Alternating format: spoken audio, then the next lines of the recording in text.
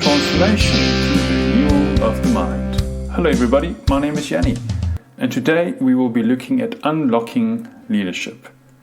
What does leadership mean to you? Andy Stanley considers a good leader a person with following, one who is usually acting on what he sees. Groeschel, on the other hand, highlights the importance of leaders to keep it real, specifically relative to authenticity, vulnerability and transparency. Finally, John Maxwell defines leadership as the influences specifically relating to maximizing efforts. These three influential people have played a significant part in my own journey, and they still do.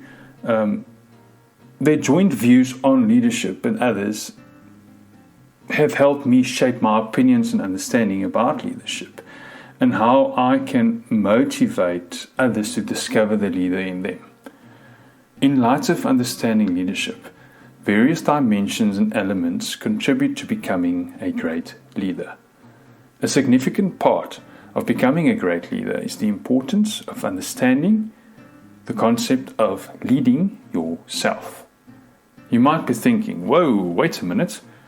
How do you want me to lead myself if there is nothing or no one to follow? And this might be true. However, self-leadership becomes more than just following and followable ideas when it comes to motivating yourself and placing you in that position of leading yourself. Self-leadership starts with being honest with yourself, specifically aimed at becoming comfortable in asking yourself challenging questions. You also need to be willing to accept when something is wrong, have the desire to make these changes, and have the resilience to retry or readjust your approach, even if you fail the first, second, or even the third time. Self-leadership is all about knowing yourself to enable you to grasp who and what you can become.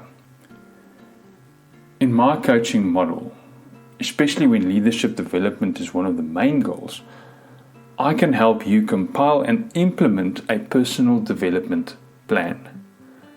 The unique development is a detailed map.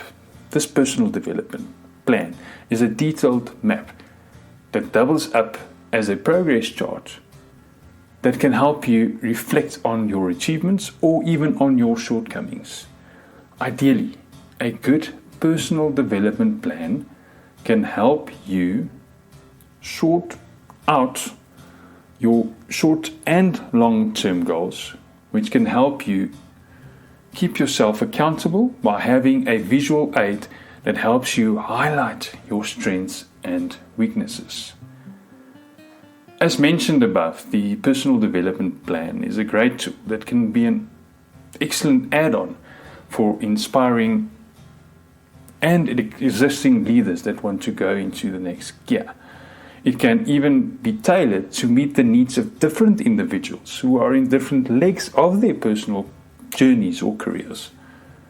The critical element of the personal development plan comes down to self-reflection, which relates to being honest with yourself, as also indicated by Andy Stanley. My coaching process is aimed at helping you become comfortable about asking yourself difficult questions and providing you with the required tools to continually expand on your personal development plan. Over the last couple of years, leadership and leadership development has become a significant part of my personal development goals. Unlocking potential and finding the leader in you is something that I want you to discover for yourself.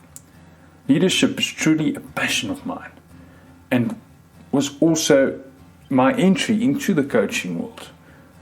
Through the various inspirational mentors mentioned above, I have learned a lot about leadership and how one can help others develop their skills. From a personal perspective, my leadership relates to much more than just a person worthy of being followed. For me, adaptability, flexibility, and decisiveness are also crucial leadership elements, primarily if you work in multicultural environments like South Africa. In understanding my leadership model, I want you to think about a herd of sheep standing in a kraal. As the leader or the shepherd, you are asked a simple task. You need to move the sheep from the kraal to the open field. To do this, you have one of three options. Number one, you can lead them by pulling them forward. Number two, you can stand behind them and push them forward.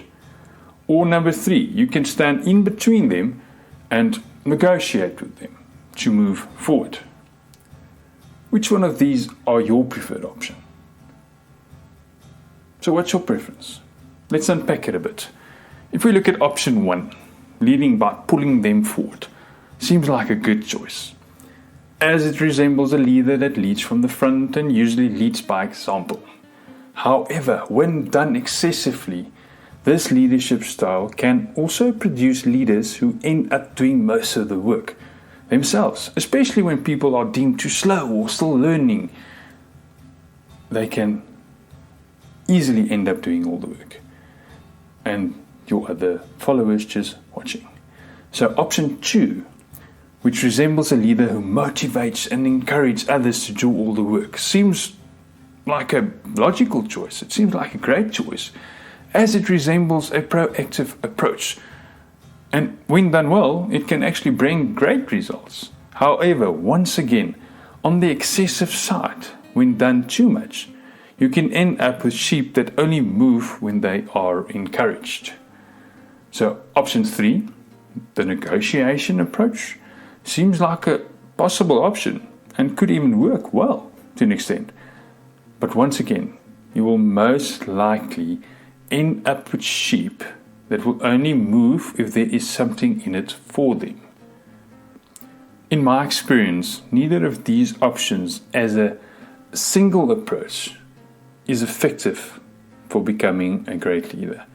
But when combined and balanced into an empowering approach, one can develop a leadership style that becomes flexible and adaptable in moving from back, middle, and front of the herd, depending on the situational context.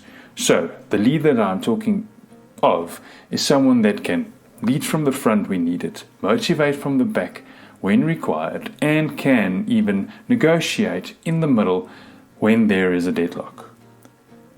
These elements make out a small portion of my leadership coaching model, and is something that we can go into much more detail in the coaching sessions.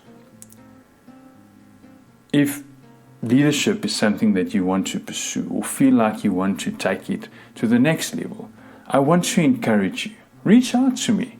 Take a couple of coaching sessions. From a practical perspective, the coaching approach can help you see your blind spots, and it can also help you unlock your potential. The beginning of a new year is a great time to reconsider where you are and also where you want to go. Maybe it's time to renew your mind. If you want to reach out to me and consider taking up coaching, you can get my details on my website. It's www.renew.co.za, www.renew.co.za. I'm looking forward to hearing from you soon, and all the best to you guys. I'll speak to you again